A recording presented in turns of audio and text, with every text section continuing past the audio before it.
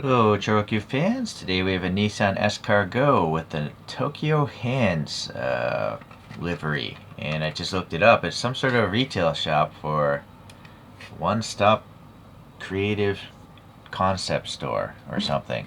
Just, I don't know. That's all I know there. Then we have some Nissan S-Cargo Customs. So I'm going to swap out the wheels. I have never seen this before. I don't know if this is AI generated or if this is actually a real car. It's funny looking. It almost looks backwards, but I like it. It's pretty neat.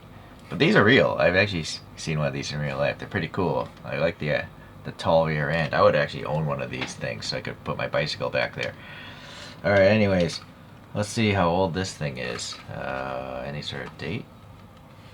Usually there's like an ST and then two digits for the year, but no, I'm not seeing it on this one. So maybe they chose to do that because they probably ordered a bunch of these and they don't want to have a date as to how old they are, maybe. Anyways, so this was made back in 1989, I think that says. Back when things were made in Taiwan. Okay. Anyhow, let's move on. It's a regular green, not metallic or anything like that. Standard construction of a screw in the front, tab in the rear. There's a spring motor. These are wind-up pullback toys. They go really fast. They'll scratch up the paint if they hit a wall. Standard 5 spokes there. We'll swap out.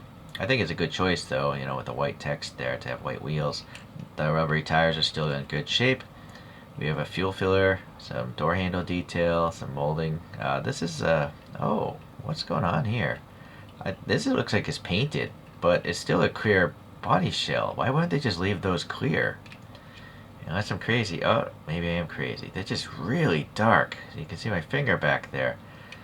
It looks like it's painted black because of the texture matching here, but no, it's clear. Anywho, license plates blank. To some silver lights and then the branding. Okay, over on this side, what is this? I wonder. Don't know what that is. I don't see it on the real car. Yeah, that bump. Maybe it's supposed to be mirrors, but the mirrors are like up here, so I'm not sure. All right, well, this is interesting. I see this border. It's almost like this is a decal, but then maybe it's under a clear coat or something, or maybe that's just a scratch. Coin holder is totally blank. Taillights are nice and red. Yeah, the bumpers are like this cream color. Interesting. And I assume that's transparent as well, just really, really dark. Yeah, okay. Huh. Alright, let's open this thing up here. Alright, I guess I'll show you the wheel swap process. Fast forward if you want, of course. This tab might be problematic. If you can't get that tab through, you're going to have to cut the back side of it, which it looks like I might have to do today. So, just got to trim off a little bit of plastic off this back tooth here so it can clear that hole. Oh, this plastic's actually very soft. Softer than usual. But you don't want to cut it off too much because you'll literally cut off the tooth that's holding it in to the top piece.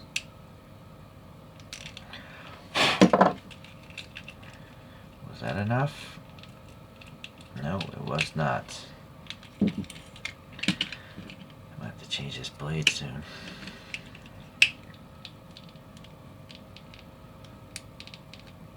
Another way, if you don't want to cut the tooth, is actually cut the rectangular opening wider. And since this plastic's so soft, it's pretty easy to do. Alright, that's definitely going to come out now, I think. Yep, there we go. So, you see that tooth, you cut off too much, it won't work anymore. You'll have to glue it together. Anywho, yeah, the one-piece darkly smoked body, painted really nice on the outside. A very vibrant, goofy spring motor. I'm going to probably swap that out because it's going to be visible. I'll save these wheels and motor for another swap. So there's a production dial on this, and this was actually made in July of 2000. Alright, so here's a gray motor from a different one. I clipped off the axles, and I got that. Well, what's going on here? It's like this thing is too. Oh, never mind. Alright, so we're just going to pop this back on. And then I use a hand screwdriver to put the thing back because it's a plastic thread. Try to find the thread. There we go. Because it'll be really easy to strip out the thread. So these are from some old batch of 3D prints I did. These are real Japanese JDM wheels. I just don't know what they are. I forget. BRX or something. I don't know. Leave a comment if you know your JDM wheels. So this is poster putty. It's got a Uhu Potafix Pro. It's the only gray one I know of. I wish someone made a black poster putty. But in general, it's still pretty hard to see the poster putty from the sides and stuff because it's gray, right? You can add more. You can also obviously make the thing steer. And I like to have the JDM camber as well. Yep. The poster putty doesn't react with paint. It never hardens. It's great stuff. You can just reuse it again and again. It's not expensive either, so I highly recommend it for any hobbyist. Alright, look at that. That's sweet.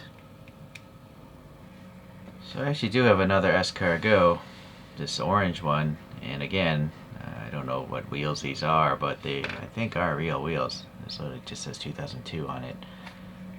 I definitely like the green one more, although this one's got a nice funky silver soft top on it. Here's a Nissan POW, I think it is. I could be wrong, I'm always wrong. No, it is a Nissan POW from 1989. Some sort of cute ute as well. The Nissan Cube is one of my favorite small vans because it's asymmetric. It just looks cool. These are the regular wheels it came with from ChoroQ, so they're, I guess, the OEM wheels. And I think a bigger van is the Nissan Serena, is it? Let's see here. Nope, sorry, El Grand. And this has 3D printed wheels that I purchased. Someone actually painted the lug nuts and all that stuff.